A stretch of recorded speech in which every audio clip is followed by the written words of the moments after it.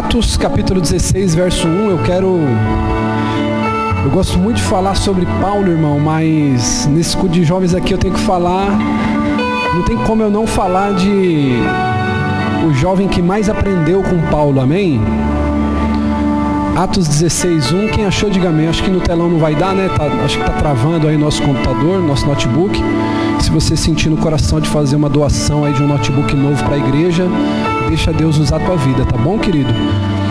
Principalmente se você estiver vendo porcaria na internet, irmão, é você mesmo que Deus está pedindo esse notebook aí para você doar, amém? Amém, jovem? Atos 16, 1. Chegou a Derbe e depois a Listra, onde vivia um discípulo chamado... Sua mãe era judia, convertida, e seu pai era grego. Os irmãos de Listra e Icônio davam bom testemunho dele. Paulo, querendo levá-lo na viagem, circuncidou por causa dos judeus que viviam na região, pois todos sabiam que o seu pai era... Nas cidades por onde passavam, transmitiam as decisões tomadas pelos apóstolos e presbíteros em Jerusalém, para que fossem Não, se vocês entenderem isso, versículo 4, irmão, presta atenção, não deixa nada roubar você agora. Nas cidades por onde passavam, transmitiam as decisões tomadas e presbíteros de Jerusalém, para que fossem... Olha o versículo 5. Assim, diga comigo, assim, obedecendo a decisão dos apóstolos e presbíteros, diga alto e forte, assim as igrejas eram fortalecidas na fé e crescia em número cada dia. Porque o segredo, querido, não está na estratégia, ele está na obediência. Amém? Tem gente que diz assim, não vou falar, depois eu falo isso aí. Não, depois eu falo, não, é sério, depois eu falo isso aqui. Então, o problema muitas vezes está no quê? As pessoas darem mais importância para a estratégia do que para a obediência. E nada melhor do que falar sobre isso nessa noite, porque nós estamos falando com jovens, amém? E queridos, uma das coisas que eu sempre fui uma pessoa muito temperamental. Eu quero falar um pouquinho aqui da minha trajetória, e eu quero, paralelo a isso, falar sobre a trajetória de Timóteo, tá? Eu trouxe algumas informações aqui para compartilhar com vocês, mas uma das coisas que sempre caminharam comigo e que me deixaram chegar onde eu cheguei foi sempre a obediência. Eu sempre fui uma pessoa que eu tive muito problema, querido, com relacionamento, porque eu tenho um temperamento, eu tenho uma maneira de pensar, eu sou uma pessoa que defendo muito minhas ideias, defendo muito aquilo que eu acredito, porém uma das coisas que eu sempre entendi que seria uma premissa na minha vida era a obediência. Então você vê que o segredo da igreja primitiva, ela estava em obedecer às decisões dos apóstolos e presbíteros. Amém? Bispo, quem era Timóteo? Timóteo era um jovem que morava na cidade asiática de Listra. Ele era filho de uma judia chamada Eunice, que era uma mulher crente em Jesus. E era filho de um pai grego, conforme a gente leu agora em Atos 16, 1. É provável que a mãe dele tinha se convertido pela pregação de Paulo durante a primeira viagem missionária dele. E você pode tomar nota disso em Atos 14, 21 ao 23. Agora, nesse momento, querido, de Atos 14, do 21 ao 23, Timóteo ele tinha aproximadamente 13 anos. Agora imagina, querido, um adolescente cristão, ele tem que conviver com um pai ímpio, descrente dentro de casa. Tem alguns aqui que sabem muito bem o que é isso. Tem alguns que sabem o que isso significa. Enquanto a mãe de Timóteo orientava ele para ir para a igreja, o pai queria levar ele para os botecos. Enquanto a mãe queria pôr louvor para o filho ser um menino crente, o pai queria pôr Wesley Safadão. Enquanto a mãe queria levar ele para a igreja, o pai queria levar ele para o futebol. Enquanto a mãe queria levar ele para a oração, o pai queria levar ele para a festa, o pai queria levar ele para os almoços em família. Enquanto a mãe queria ler a Bíblia com Timóteo, o pai queria que ele ouvisse as músicas regionais da época.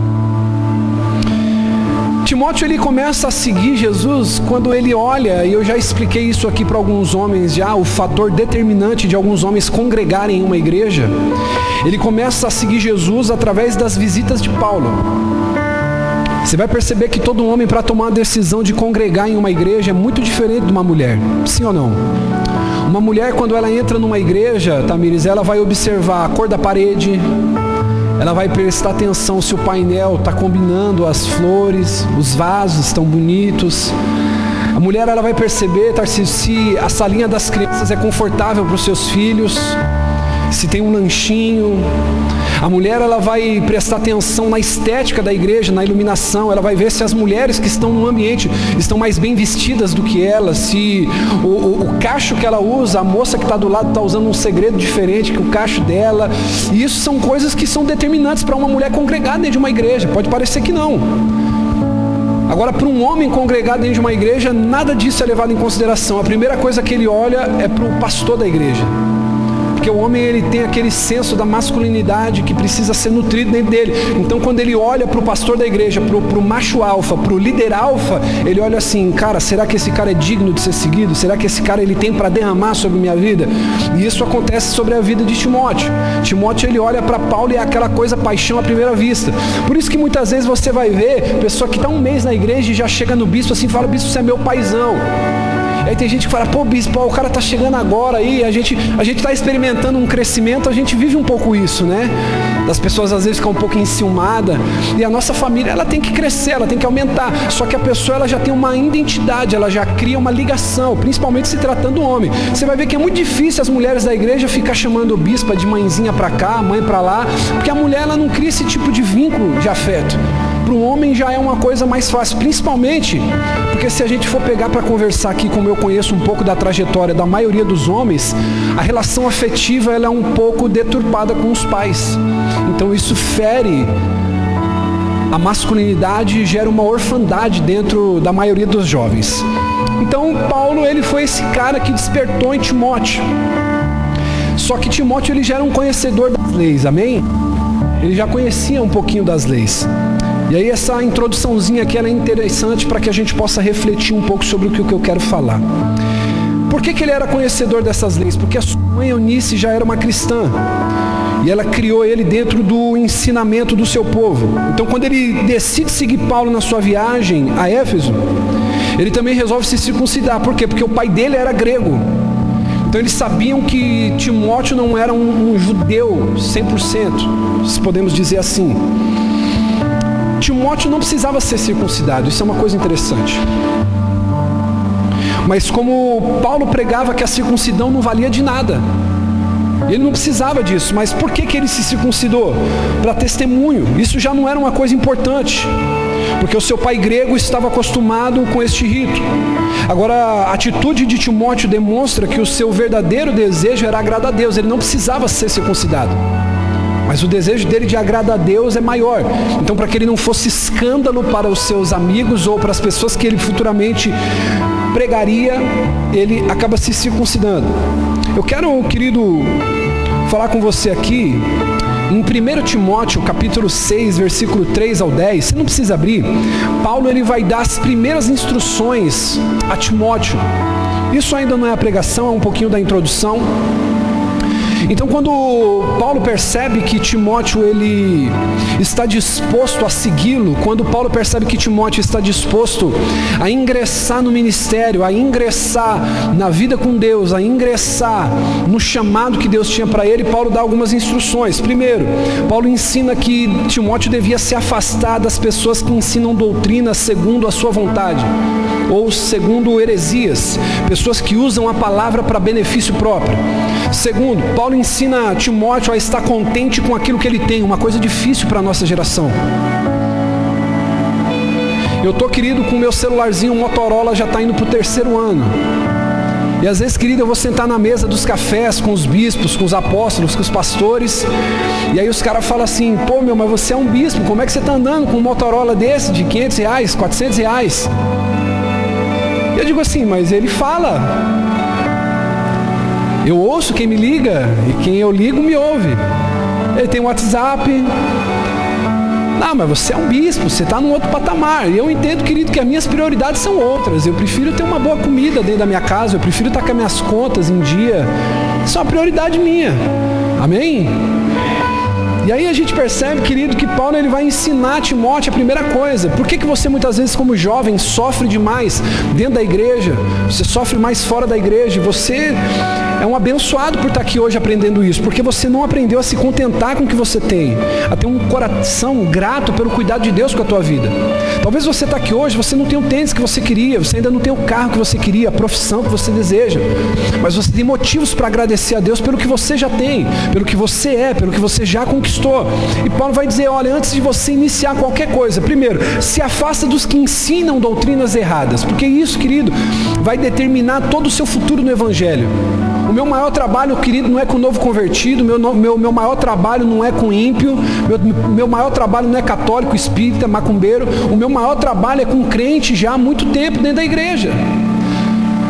Por quê? Porque são pessoas que têm ensinamentos quadrados, pessoas que trazem dentro de si ensinamentos que foram ensinados lá atrás, e para você remodelar isso dentro da pessoa é muito difícil.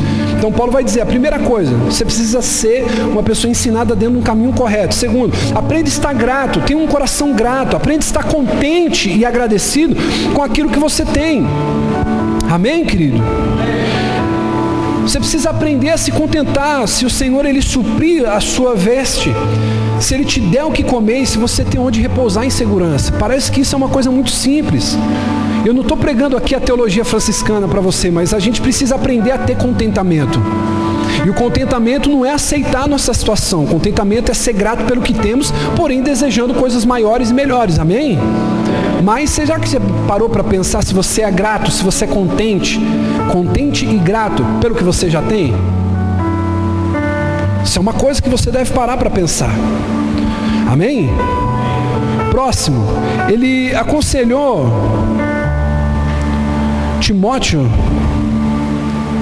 que aqueles que almejam a riqueza desse mundo, eles caem em armadilha, em tentação e tomam caminhos loucos que trazem o mal e causam a própria ruína. E é o que a gente vê muitas vezes em vários jovens, o projeto desesperado de enriquecer e de viver, querido, tudo que a gente vê aí fora, a ostentação, de viver toda aquela coisa. E Paulo ele vai ensinar, querido, que a gente não deve almejar as riquezas desse mundo. Nosso maior propósito deve ser as coisas lá do alto. Agora, isso não quer dizer que você não deve usar um bom tênis, que você não deve ter boas roupas. Eu não estou dizendo isso, até porque eu gosto disso e prego sobre essa prosperidade. Amém, querido? Mas Paulo vai dizer para Timóteo, você precisa aprender, querido, a se contentar e não desejar de todo o seu coração as riquezas do mundo. E aí, querido, por fim, o quarto conselho desse primeiro aconselhamento que Paulo dá a Timóteo, ele diz assim, que Timóteo ele devia se desviar das pessoas que desviam ele da sua fé em Cristo.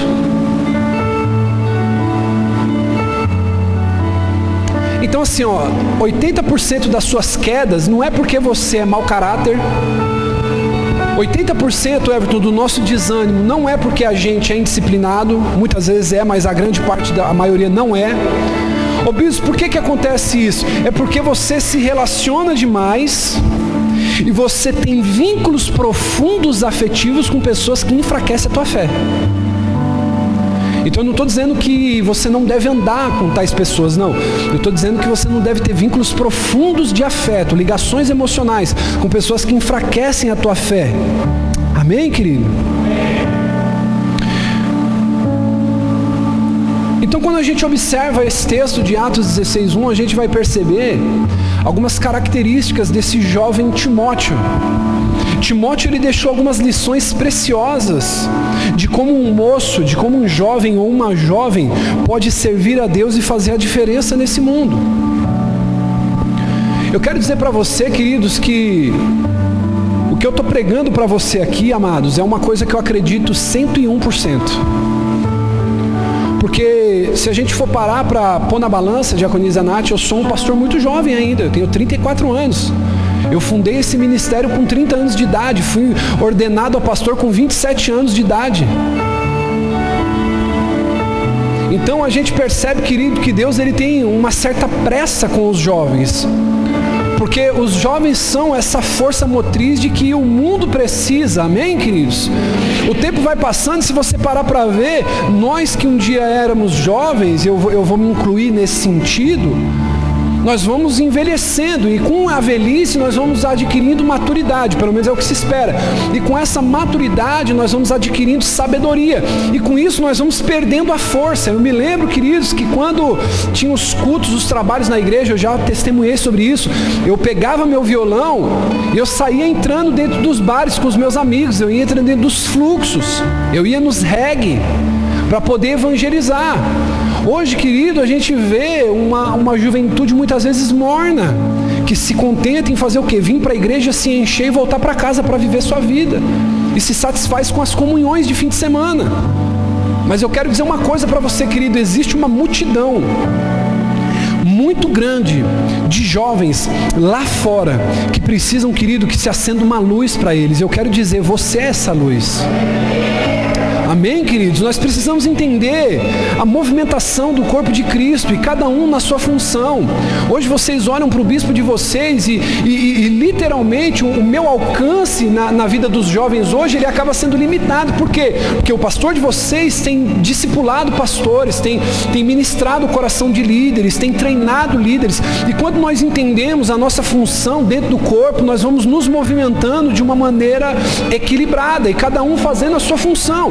Agora, a verdade, querido, que nós precisamos tratar nessa noite é o seguinte: muitos estão morrendo lá fora, muitos estão indo para o inferno sem Jesus, e a pergunta é, e você como cristão, o que você tem oferecido a Deus?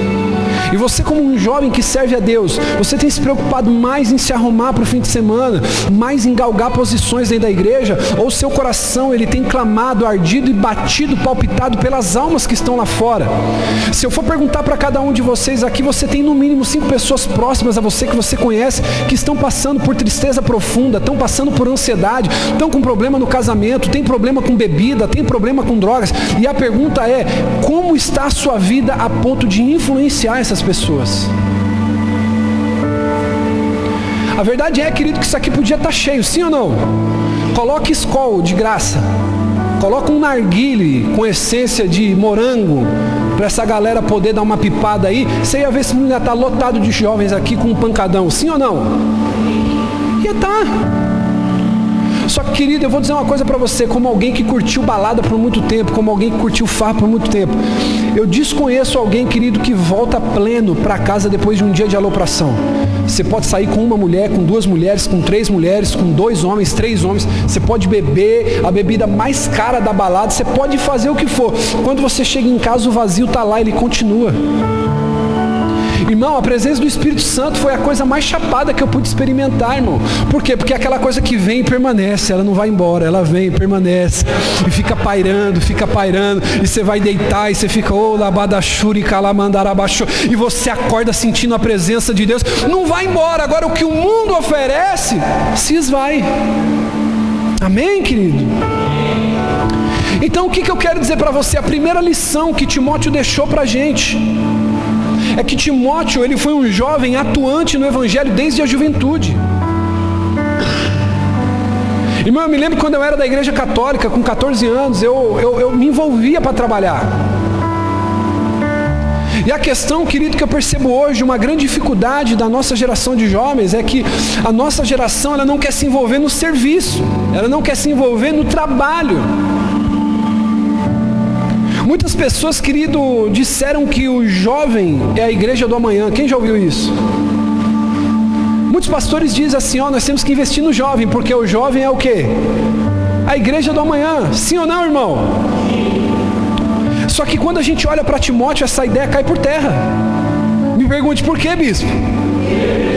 Porque quando eu olho para Timóteo atuando no Evangelho desde cedo, na pregação, no ensino da palavra, no pastorear, Timóteo ele ensina que o jovem é a igreja do hoje.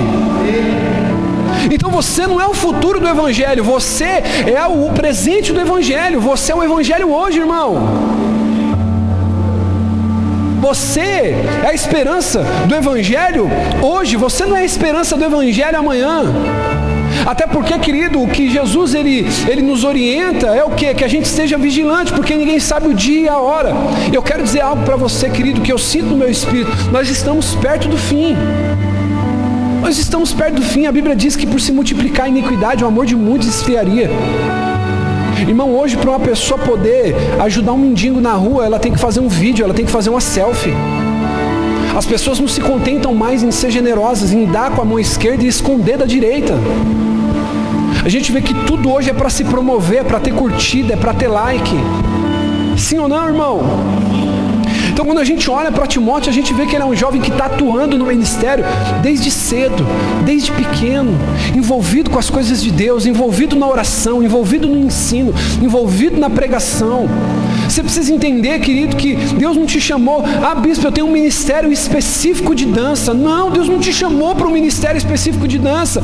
Bispo, Deus me chamou para um ministério específico de louvor. Deus me chamou para louvar. Não, querido, é impossível, porque eu não vejo isso na Bíblia. O Senhor, Ele te chamou para o santo ministério, Ele te chamou para o reino, Ele te chamou para que você dê fruto, Ele te chamou para que você ganhe o perdido, Ele te chamou para que através do jugo seja quebrado, através da unção você quebre o jugo na vida das pessoas, amém? É isso que está sobre a sua vida, é isso que eu vim despertar sobre você. Deus não te deu simplesmente um encargo para pregar, para cantar, mas Ele te deu, querido, uma unção, e essa unção, ela quebra todo o jugo do inferno na vida de qualquer um, aleluias! Irmão, deixa eu fazer uma pergunta aqui para você que serve a Deus. Qual foi a última vez que você entrou num lar para orar por alguém? Qual foi a última vez que você viu algum problema e você foi a pessoa que foi pacificar esse problema? Irmão, eu lembro de uma experiência que eu tive muito novo ainda, eu tinha 1 ano na igreja. E aí, queridos, depois de 1 ano da igreja, eu fui morar sozinho, fui ter uma experiência.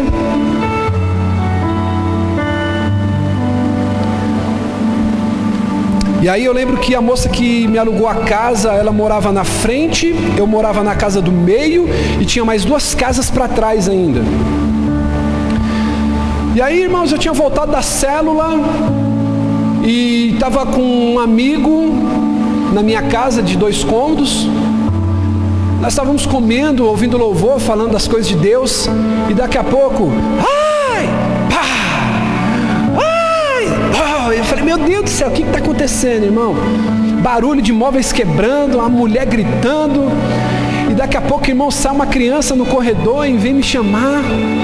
Fala, Cleito. Falei, o que foi? Falei, eu não sei, a minha mãe está toda gritando, se esperneando, está quebrando as coisas dentro de casa. E lá vai eu e meu amigo ver o que estava acontecendo na casa dos donos, dos donos da casa que moravam na primeira casa.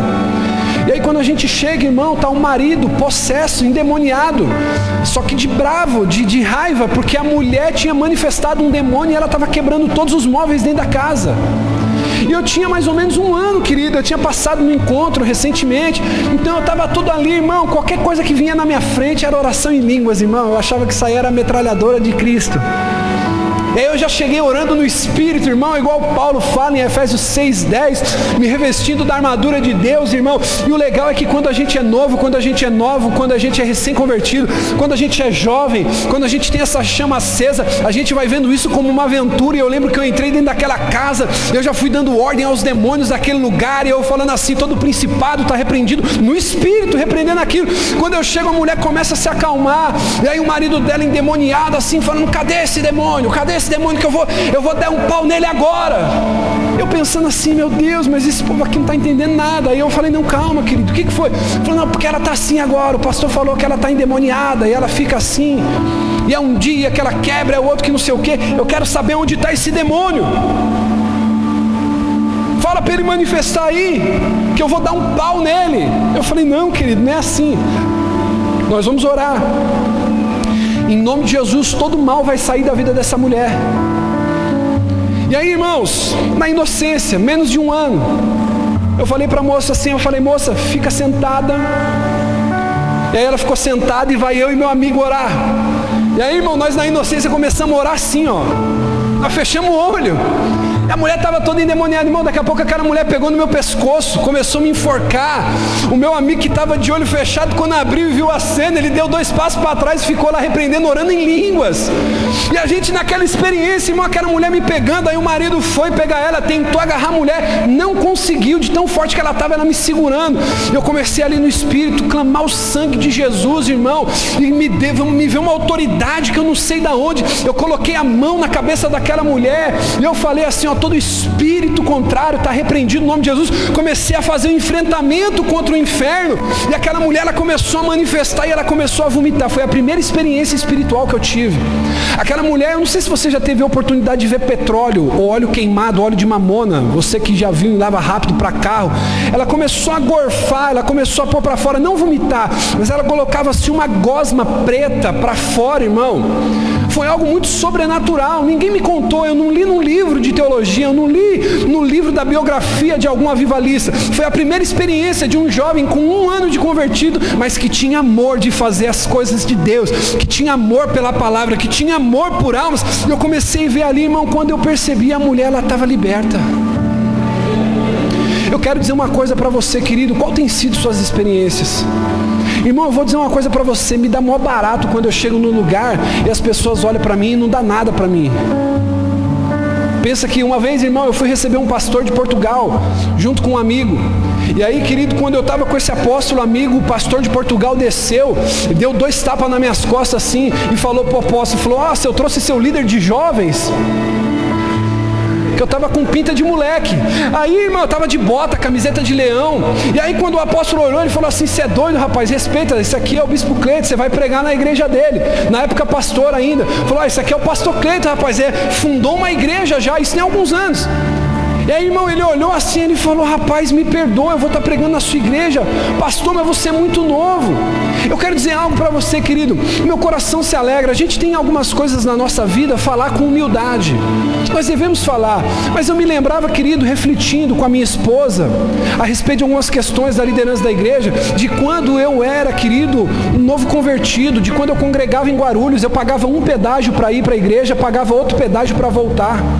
Eu ia de carro, era quase 40 minutos de distância, pagava um pedágio para ir, um para voltar. Eu era líder do louvor no culto da manhã, e eu era obreiro voluntário no culto da noite. Eu ia de manhã e de noite, não tinha essa de ficar me ligando para saber se eu ia, não tinha essa de ficar me colocando em escala, eu estava disponível. Sabe uma coisa que eu acho legal, querido? Que as pessoas que muitas vezes têm conquista, elas também têm história para contar. A gente rala pra caramba, a gente é traído, a gente é enganado, a gente tem muitos problemas, mas uma coisa que ninguém pode tirar da gente, sabe o que é? É as nossas cicatrizes, porque são elas que provam que a gente venceu e a gente foi maior do que aquilo que tentou nos matar. E eu quero encorajar você, querido, nessa noite a dizer, não tem como o pastor ficar com um paninho para tentar sarar tua cicatriz, não. Vai doer, vai te machucar, mas é isso que vai te fazer forte, é isso que vai te levantar para se tornar um homem e uma mulher de Deus. Eu quero profetizar na tua vida, meu irmão, que a partir desse mês, que esse ano de 2020 vai ser um ano de cicatriz, mas você vai ter as suas experiências. Deus vai te levantar para fazer coisas maiores que você está vendo os seus líderes fazer. Deus vai te levantar para fazer coisas maiores que os seus pastores fazem. Você vai chegar mais longe onde os seus pais chegaram. Eu quero profetizar sobre a sua vida a força de Deus, que assim como o Senhor levantou Timóteo, Ele vai levantar a sua vida. Deus vai usar a tua mão para expulsar demônio. Deus vai usar a tua mão para curar o aflito. Deus vai usar a tua mão para fazer milagres, curas e sinais, e sobre a sua vida verão a glória de Deus.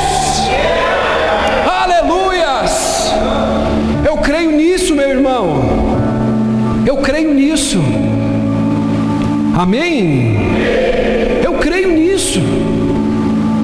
Hoje, querido, o pastor que me discipulou, hoje apóstolo, ele fala todo orgulhoso, olha lá, meu filho na fé.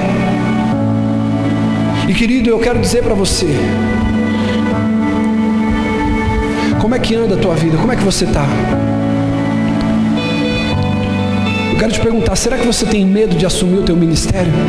Será que você tem medo de assumir um compromisso porque você vai ter problema? Será que você tem medo de cantar porque você vai ter problema? Será que você tem medo de pregar porque você vai ter conflito? Será que você tem medo de participar de algum projeto da igreja porque isso vai exigir de você?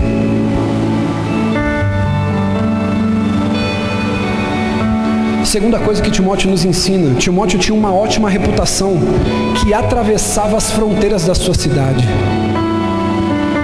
Se você ver no versículo 2, você vai ver que ele era reconhecido na sua cidade em Listra e também em Icônio. É uma coisa muito gostosa de ver, querido, que existem pessoas que mesmo jovens são capazes de passar uma boa impressão. Se tem uma coisa, querido, que alegra o meu coração, é que uma pessoa, mesmo sendo jovem, ela tem a capacidade de passar uma boa impressão, de respeito, de integridade. Pessoas conseguem isso. Timóteo, ele tinha uma boa reputação. Eu quero dizer uma coisa para você: se você não tiver caráter, querido, você nunca vai conseguir sustentar suas conquistas. Por quê? Porque o teu talento, ele pode te fazer chegar até o topo, mas é o teu caráter que vai fazer você permanecer lá. Quantos jovens que eu conheço, querido, que começaram antes de mim, que começaram antes de várias pessoas, pessoas que chegaram ao sucesso, tiveram os likes que desejavam, tiveram as visualizações, tiveram a projeção, tiveram o respeito que eles imaginavam ter. Só que, querido, por falta de caráter, por falta de integridade, não conseguiram permanecer onde Deus as colocou. Isso é uma coisa para a gente se preocupar. Sabe o que eu acho interessante, querido? No caso de Timóteo, como a gente conversava aí no café que a gente tomava, o caso de Timóteo é uma coisa interessante, o testemunho dele falava alto. Eu quero dizer uma coisa para você, preste atenção nisso. Tenta imaginar agora o pregador que você mais gosta. Ah, o bispo, amém.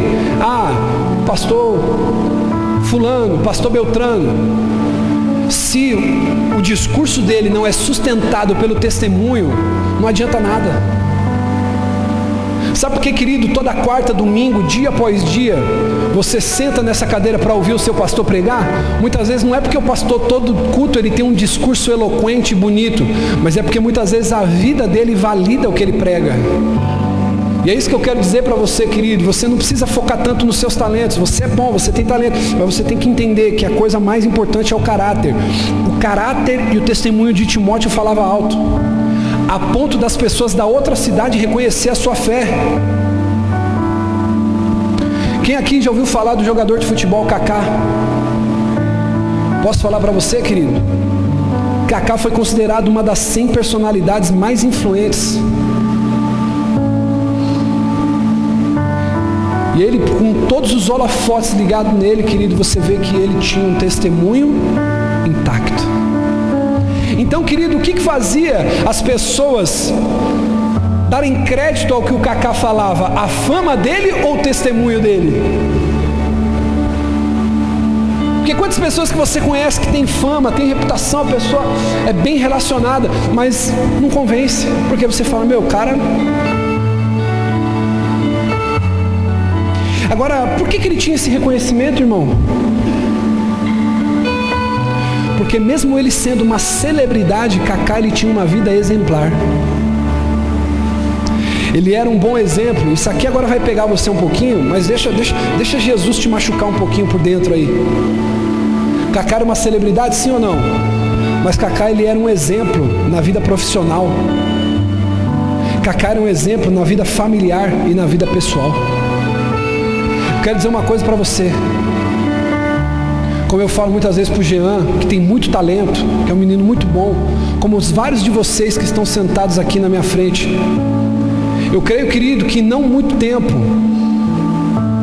escute o que eu vou dizer para você, talvez em menos de 5 anos, eu vou estar com meus 39, 40 anos, antes de completar os meus 40 anos. E eu vou ver muitos de vocês viajando várias cidades dessa nação para pregar o Evangelho. Eu vou ver muitos de vocês, queridos, sendo usados por Deus em vários lugares desse estado. Mas eu quero dizer uma coisa para você, querido. Antes disso acontecer, o meu maior desafio é trabalhar o seu caráter. Porque quando a gente olha para esse jovem chamado Kaká, profissionalmente era um jovem exemplar. Eu quero te fazer uma pergunta. Você prega, você canta, você toca, você arrebenta no que você faz. Mas como que é o seu testemunho dentro da empresa que você trabalha? Posso falar uma coisa para você? Sabe qual que é o maior indício de que você é um verdadeiro servo de Deus? Como que é o testemunho na tua família? Se eu fosse conversar com um primo teu, com um irmão teu, com um parente teu, o que ele diria ao teu respeito? Como que está a tua vida pessoal? Como você tem sido? Então, querida, a primeira coisa, diga comigo, primeiro, Timóteo atuava no Evangelho desde pequeno. Ele tinha uma boa reputação, diga, uma boa reputação. E Timóteo, ele era um cara inteligentíssimo. Diga comigo, inteligentíssimo. Sabe por quê, Wesley? Sabe por quê, Jean? Sabe por quê, pastor Diego? Sabe por quê, Dinho? Porque ele soube escolher um excelente mentor. Timóteo poderia ter escolhido qualquer rabino da época. Timóteo poderia ter escolhido qualquer pessoa para dizer assim, cara, vou seguir esse cara. Mas quando ele olhou para Timóteo, ele falou assim, cara, esse cara queimou meu coração. Paulo foi um mentor de Timóteo, amém? Bispo, o que é um mentor? Escute isso, mentor é uma pessoa que serve alguém de guia. Mentor é alguém que vai guiar. Mentor, ele guia, ele é sábio e um conselheiro experiente. É uma pessoa que inspira, que estimula, cria ou orienta. Ele dá ideias, ações, projetos, realizações. Timóteo não podia ter escolhido alguém melhor. Ele escolhe Paulo. Paulo era um homem sábio na religião cristã. Eu quero dizer uma coisa para você, irmão. Eu digo isso sem ter esses dias com Wesley, sem ter esses dias com Eduardo, sem ter esses dias para almoçar com o André. Quero ter um tempo com os meninos também que estão chegando. Não adianta. Eu não posso falar para você de uma outra coisa a não ser aquilo que eu vivi. E por isso eu sempre vou bater na tecla do quê? Da lealdade, do serviço. Pastor Diego e Nath sabem muito bem disso, que antes de eu sair da igreja, que eu era pastor auxiliar, eu passei por muitas situações, eu fui provado e testado em muitas situações. Irmãos, eu tive todos os motivos plausíveis desse mundo para poder desistir do meu ministério. Bispo, você se entristeceu, me entristeci. Bispo, você se machucou, me machuquei. Bispo, você murmurou, murmurei. Bispo, você pecou, pequei, porque eu desejei o mal, eu quis longe, meu coração se comprometeu em todas as esferas, mas a única coisa que ficou intacta na minha vida foi o desejo de buscar a Deus, foi o desejo de pregar, foi o desejo de ganhar almas, e por isso eu estou aqui hoje. Amém, irmão? Então deixa eu dizer uma coisa para você. A pior coisa que tem é a gente crescer órfão. Tem alguém aqui, querido, que cresceu sem pai? Mais alguém? Irmão, eu lembro que meu pai ele foi embora quando eu tinha 12 anos de idade. E quando meu pai se foi, querido, a minha preocupação com 12 anos de idade era saber se a gente ia conseguir pagar a conta de água, de luz e aluguel. Aí eu pergunto para você, como que fica isso na cabeça de uma criança de 12 anos? Isso é preocupação de uma criança de 12 anos, irmãos? Não é. Paulo era um homem sábio, mas principalmente Paulo era um apóstolo de Cristo. Paulo conduziu Timóteo a fazer uma grande obra, sendo reconhecido nos dias de hoje como um evangelista, um mestre e um pastor, uma referência para a liderança atual. Precisava de um pouquinho mais de voz aqui, no retorno pode ser. Olha só, querido, a importância de um mentor. Paulo vai conduzir Timóteo a fazer uma grande obra. Agora, se você parar para pensar, como que você chegou, filho, na igreja? Como que muitos de vocês chegaram? Talvez alguns de vocês ainda são novos, são recentes.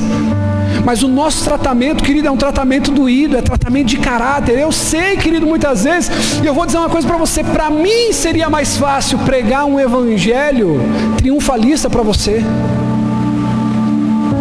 Seria muito mais fácil, Fabíola, pregar, Wesley, um evangelho triunfalista. Não me preocupar com o seu casamento, não me preocupar com o teu noivado, não me preocupar com a tua vida pessoal. Mas eu quero dizer uma coisa para você, querido. Assim como Timóteo, eu creio que os anos vão se passar, os teus filhos falarão de você, os seus amigos falarão de você. E você pode, querido, anotar o que eu vou dizer. Você vai falar, cara, um dia eu passei pela igreja de um bispo chamado Cleito. Pensa num cara que era bravo, pensa num cara que pegava no pé, pensa num cara que pregava duro. Mas eu agradeço por tudo que ele fez na minha vida, porque hoje eu reconheço o valor da disciplina, eu reconheço o valor das coisas espirituais. O que nós estamos trabalhando para construir em você, querido, é algo perene, é algo perpétuo, não algo passageiro que a chuva leve. Amém, irmão? Timóteo, ele foi sábio. Agora, sabe qual que é o problema da nossa geração, filhinha? É que nossa geração, os jovens da nossa geração acham que sabe de tudo. Eu fico impressionado, querido, com pessoas que vêm congregar com a gente, com pessoas que estão na igreja e que às vezes não quer ouvir o bispo. E eu, sendo um pastor, querido, fui buscar um mentor para mim, fui buscar um pastor para mim. Todo mês eu me sento com o meu pastor para abrir o meu coração, para ouvir conselhos, para poder abrir a minha mente. A pergunta que eu quero fazer para você, querido: quem tem guiado sua mente? Quem tem sido a pessoa que tem te estimulado? Quem tem sido a pessoa que tem plantado ideias na tua mente? Olha para mim. Quem tem sido o seu mentor? Irmão, você sabia que as bandas que você ouve te influenciam?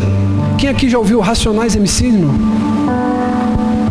Quem aqui nunca teve um sentimento de empoderamento dentro de si quando via o Mano Brown e pai, não sei o que, é nóis e tal?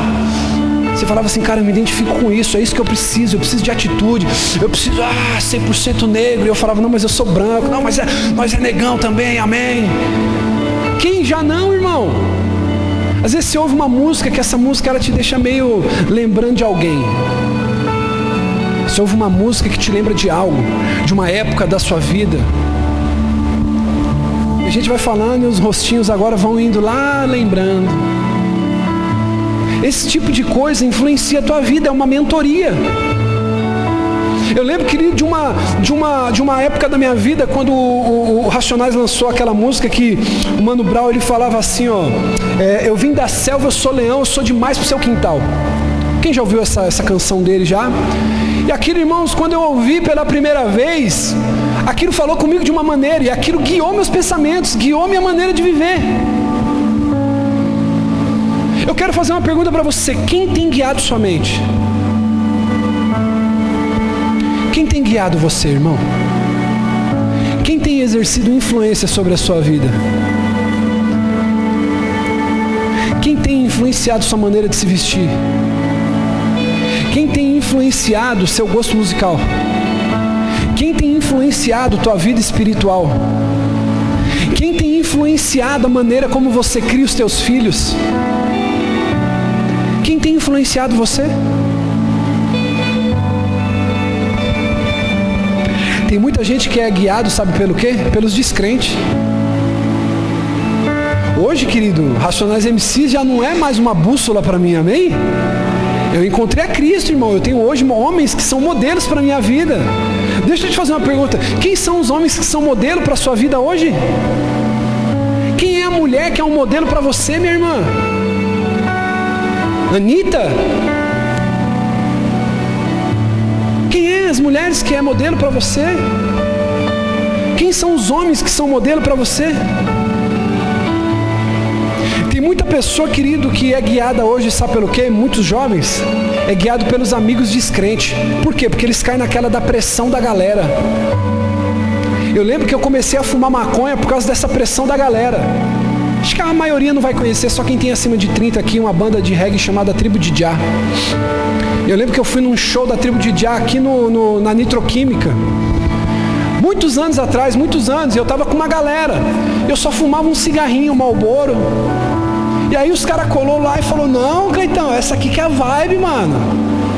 Aí os caras começaram a bolar um baseado e pá, e tomava aquele martini com menta, que eu não lembro o nome, como que era desse negócio aí, mas era uma bebida bem doce.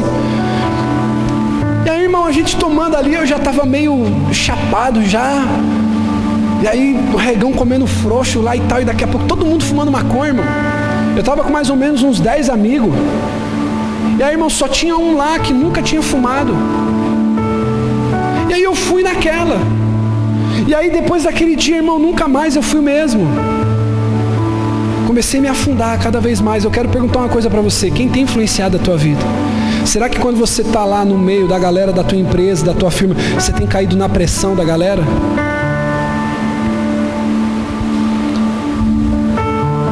E aí, irmão, tem muita gente que assim, que os amigos falam, vira lei. Eu lembro quando eu comecei a trabalhar no meu primeiro emprego registrado numa loja de surf chamada Central Surf. Acho que ainda existe hoje em dia, né, essa loja Central Surf. Comecei como estoquista, irmão. Pensa como foi os primeiros meses foram os mais difíceis da minha vida. Nath, eu fui tão bem recebida na loja, porque eu sempre tive uma boa aparência para esse tipo de trabalho. É claro também que eu não vou dizer que eu sou feio, né, irmão? Preciso me valorizar. Mas eu sempre, e quando eu era mais novo ainda, eu era mais ajeitadinho, irmão, porque eu não era barrigudinho, tinha cabelo ainda. Então eu sempre fui muito bem apessoado. E quando eu entrei, eu fui muito bem recebido pela galera. Olharam pra mim, igual comércio de escravo, né, irmão? Olharam meus dentes, olharam minha aparência e falaram assim: não, o cara pelo menos é ajeitadinho, não vai fazer feio. Aí eu comecei a trabalhar, só que pra mim, dentro de mim, foram os meses mais difíceis da minha vida. Me pergunte, por quê, bispo? Porque, irmão, era um ambiente extremamente vaidoso. Os vendedores usavam sempre as roupas de lançamento. As meninas usavam, querido, as roupas de lançamento. Eu lembro que eu gostava muito de andar de skate. Aí tinha, irmão, era o sonho de consumo. Só que quando eu comecei a trabalhar, eu não tinha nada, irmão. E aquilo ficava me machucando demais. E aí, eu me lembro que os primeiros meses eu não tinha salário. Mas eu andava com aquelas camisetas da Kicks de R$180, irmão, aquela coisa mais linda. Eu me senti o cara. Hoje, irmão, eu quero dizer uma coisa para você. Se eu estiver usando uma camiseta lá do Braz de R$10, ou eu estiver usando uma camiseta de marca de 180, eu me sinto a mesma pessoa. Porque as minhas influências mudaram. Aquilo que me influencia não dita o meu valor pela marca que eu uso, mas é pela pessoa que eu sou, pela unção que eu carrego. Amém, irmão? Então, querido, quando as pessoas vão falando, se torna lei. Eu lembro quando lançou um tênis. E o tênis era o tênis top de linha. E aí, irmão, praticamente todos os vendedores da loja compraram aquele tênis. E quem trabalha em loja aqui sabe o que eu estou falando. E aí, irmão, eu falei assim, ou eu guardo essa grana para poder comer o resto do mês, ou eu compro esse tênis. E eu louvo a Deus porque eu aprendi muito com a minha mãe, irmão. Foi um mês onde eu mais passei privação de comida, porque eu comprei o tênis. Ela falou assim: agora você vai comer o cadarço primeiro, depois você vai cortando a sola e vai comendo um pedacinho de cada vez. E às vezes a gente é influenciado, sim ou não, irmão? O que os amigos falam pra gente vira lei. Não adianta o pai orientar, não adianta o pastor orientar, não adianta a mãe orientar. Não adianta. Porque o jovem que vive longe de Deus, ele não ouve mais ninguém. Ele só ouve a voz que ele quer ouvir. E se o jovem arrumar uma namorada então, irmão?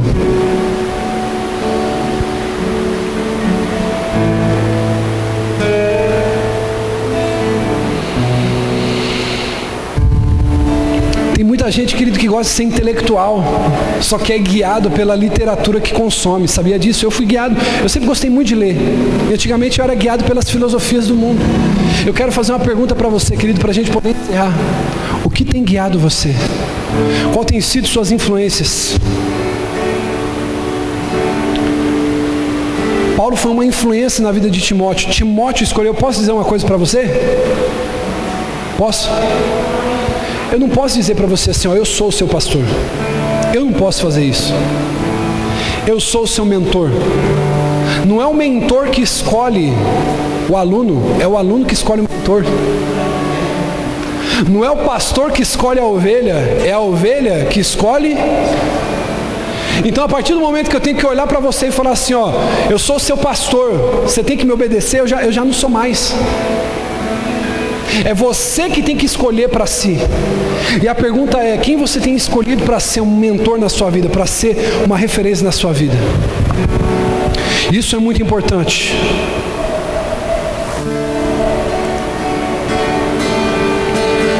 Para a gente encerrar, Paulo ele vai fazer um pedido a Timóteo. E é o pedido que eu quero fazer para vocês, jovens, nessa noite. Abre para mim, por favor, filho, 1 Timóteo 4,12.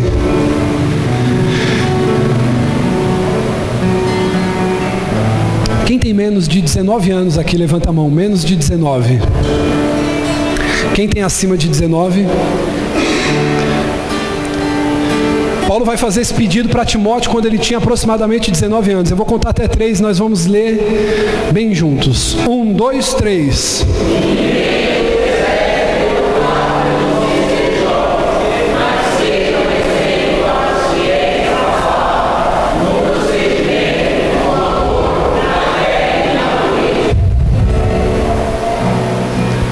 Amém, irmão? O que Paulo Paulo ele pede que ele seja uma pessoa que viva de maneira irrepreensível.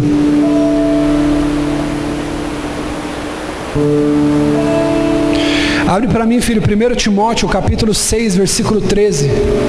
Sabe o que Paulo está querendo falar para Timóteo? Ele está mencionando para Timóteo o exemplo de Jesus diante de Pôncio Pilatos. Olha só, Paulo ensina a sermos como Jesus quando ele esteve diante de Pilatos, que não teve nada para ser acusado, viver de modo que ninguém possa nos acusar de nada. Diante de Deus, aqui tudo da vida e de Cristo Jesus, que diante de Pôncio Pilatos fez a boa confissão, eu lhe recomendo, olha só, versículo 14, 15 e 16, guarde este mandamento imaculado, irrepreensível, até a manifestação de nosso Senhor Jesus Cristo, a qual Deus fará se cumprir no seu devido tempo. Ele é bendito e único, soberano, Rei dos reis e Senhor dos senhores, o único que é imortal e habita em luz inacessível, a quem ninguém viu nem pode ver. A Ele sejam honra, poder para sempre. Amém. Então eu quero dizer uma coisa para você, bispo.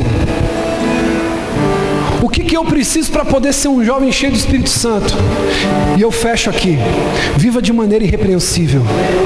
Viva de maneira que o seu patrão não tenha nada para dizer de você.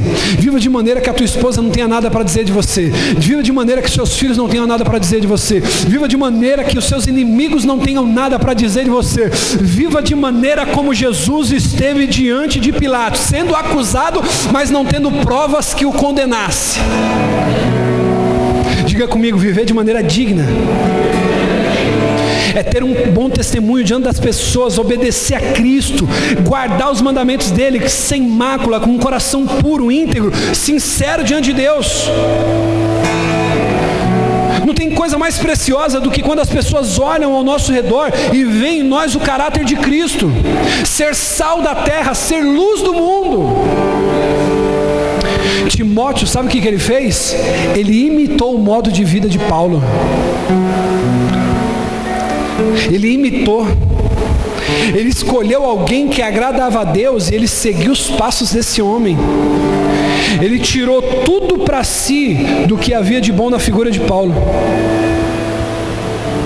Quero dizer uma coisa para você, irmão. Todos aqueles que pisarão na eternidade, eles devem ser encontrados irrepreensíveis antes da volta de Cristo. Eu quero dizer uma coisa para você, irmão, sem medo de errar. Aqueles jovens aqui dentro que eu mais aposto são aqueles, querido, que sistematicamente eu tenho dito e eu tenho visto esses frutos. Viva de maneira irrepreensível. Viva de maneira irrepreensível. E isso te será por bênção. Eu disse para o Jean, ele não está aqui onde ele está hoje porque ele caiu de paraquedas. Ele não está com a esposa dele aqui. Eu me lembro muito bem quando ele descobriu que a esposa estava grávida do segundo filho. Chamei ele para almoçar e nós conversamos. Ele colocou a mão na cabeça e disse assim: bispo, eu não sei o que eu vou fazer, eu não sei o que vai ser da minha vida, eu só sei de uma coisa: eu não vou desistir, eu vou continuar. Quanto tempo que está o Arthurzinho, filho? 1 ano e 6 meses. Irmãos, morava numa casa que mal cabia ele e a esposa, com dignidade, honrando a esposa, honrando os filhos. E eu sempre dizendo para ele: filho, seja leal, seja íntegro, seja constante. Irmão, e aonde ele entra, eu digo para ele assim: não faça o que é possível, faça o seu melhor. Entrou há pouco tempo na empresa, lá na Santa Efigênia. Já colocou não sei quantas pessoas para trabalhar. Já tem o apreço do dono, tem o apreço do pastor da igreja. Morava de aluguel, eu falei assim: filho, ele teve um problema na casa que ele morava, e aí teve que sair. Ele falou: bispo, eu vou ter que pagar aluguel. Eu estou preocupado, eu estou com medo, mas eu vou encarar. Eu falei: filho, vai que Deus é contigo. Eu nunca vi uma pessoa disposta a trabalhar sem envergonhada. Em querido, menos de 1 ano. Presbítero da igreja, pai de 2 filhos, bem casado. E Deus vai estendendo as mãos, querido. Por quê? Porque em menos de 1 ano que ele saiu para morar de aluguel, já saiu do aluguel. Diga aleluia. Eu quero dizer uma coisa para você, irmão. 1 Timóteo 6, capítulos 6 e 7. Mas é grande ganho a piedade com contentamento, porque nada trouxemos para esse mundo, e manifesto é que nada podemos levar dele. Viver de maneira irrepreensível. Sabe, irmão, quando eu olho aqui para essa igreja, isso aqui vai te dar um pouquinho de medo agora que eu vou falar. Tá preparado, Wesley? Tá preparado, filho? Cadê o pastor Diego? Acho que ele já saiu já, né? Escute isso. Você está vendo aqui algum ancião? Você está vendo algum quarentão aqui? Cara, tem hora que eu olho para essa igreja, Gili, me dá um gelo. Eu falo, cara, a gente não tem um único tiozão que a gente tem, um único veterano aqui é o pastor Márcio. E quando eu olho, cada vez meu coração mais se alegra. Sabe por quê? Eu não vou falar isso aqui para agradar vocês, não. Mas eu posso pegar o Jean, posso pegar o Wesley, posso pegar o Eduardo, posso pegar o André, posso pegar alguns de vocês, e eu não troco por muito pastor que tem por aí, irmão, por muito homem barbado, marmanjo. Sabe por quê? Porque eu sei a escola que nós temos, eu sei o tratamento que a gente tem. E eu quero dizer uma coisa para você, irmão, segura, porque 2020 vai ser o ano de expansão, aonde Deus ele vai usar a tua vida para que você possa viver o sobrenatural. Se coloca de pé em nome de Jesus.